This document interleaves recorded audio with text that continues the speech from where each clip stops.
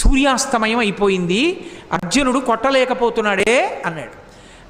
అలా ఆ మాటలు చీకటి పడింది అన్న మాట వినపడగానే అర్జునుడు దగ్గరలో లేడు కదా అని సైంధవుడు నిక్కి నిక్కి తలపైకెత్తాడు. తలపైకెత్తి నిలబడ్డాడు.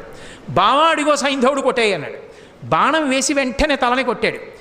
కొట్టగానే మాయాతిబిరాన్ని తొలగించాడు. చీకటి పడ్డా కొట్టాడందాం అనుకున్నారు, మళ్ళీ సూర్యుడు పైకి వచ్చాడు. అమ్మా మనం పొరపాటు పడ్డాను రా, సూర్యాస్తమయం అవ్వలేదనుకుంటున్నారు. సైంధవుడి తల బావా కింద పడిందో నీ తల 100 వక్కలైపోతుంది. ఎందుకంటే సైంధవుడికి తండ్రి ఉన్నాడు, వృద్ధక్షత్రుడు ఆయన పేరు. ఆ వృద్ధక్షత్రుడికి తపస్సు చేస్తే పుట్టాడు, జయద్రథుడు అన్న పేరుతో సైంధవుడు. ఆయన పుట్టినప్పుడు అశరీరవాణ్ణి పలికింది. ఇతని యామరపాటులో ఉన్నప్పుడు ఒక సుక్షత్రియుడు ఇతని తల కొట్టేస్తాడంది. వెంటనే తండ్రి అన్నాడు, ఏ సుక్షత్రియుడు నా కొడుకు తల కొట్టి కింద పడేస్తాడో వాడి తల 100 వక్కలైపోతుంది అన్నాడు. ఎవడు తల కొట్టేస్తాడో, తల కొట్టి కింద పడేస్తాడో వాడి తల 100 వక్కలవుతుంది అన్నాడు. బావా నీకు తెలియదు, వాళ్ళ తండ్రి శాపం ఉందా, తల కింద పడిపోతే నీ తల 100 వక్కలైపోతుంది, అందుకు నా తల కింద పడకుండా బంతులాడన్నాడు.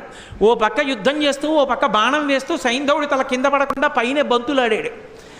బావా ఇటు యుద్ధం కష్టంగా ఉంది, పాశుపతాస్త్రం వేసి దీన్ని ఎక్కడో హిమాలయ పర్వతాల అవతల ఉన్నటువంటి ఆ శమంతక పంచకం దగ్గర కూర్చుని అసుర సంధ్య వేళ అవుతోందని సంధ్యావందనానికి కూర్చున్నాడు వృద్ధక్షత్రుడు. ధ్యానంలో ఉన్నాడు. ఆయన చేతుల్లో పడేటట్టు కొట్టు, వాళ్ళ తండ్రి చేతుల్లోనే పడుతుంది తలకాయ అన్నాడు. తిన్నగా పాశుపతాస్త్రం వేస్తే సైంధవుడి తలకాయ వెళ్ళి వృద్ధక్షత్రుడి చేతిలో పడింది. ఇదేమిట్రా అర్ఘ్యమిద్దామంటే చేతిలో తలకాయ పడింది, చెయ్యని ఇలా అన్నాడు కొడుకుని చూసుకోకుండా. ఆయన చేతిలోంచి తల కింద పడింది కాబట్టి ఎవరి చేతిలోంచి తల కింద పడిందో వాడి తల 100 వక్కలు అవ్వాలి. తండ్రి వృద్ధక్షత్రుడి తలకాయ 100 వక్కలైంది. కృష్ణుడు లేకపోతే అర్జునుడి బతికేమవును, పాండవులేమవును.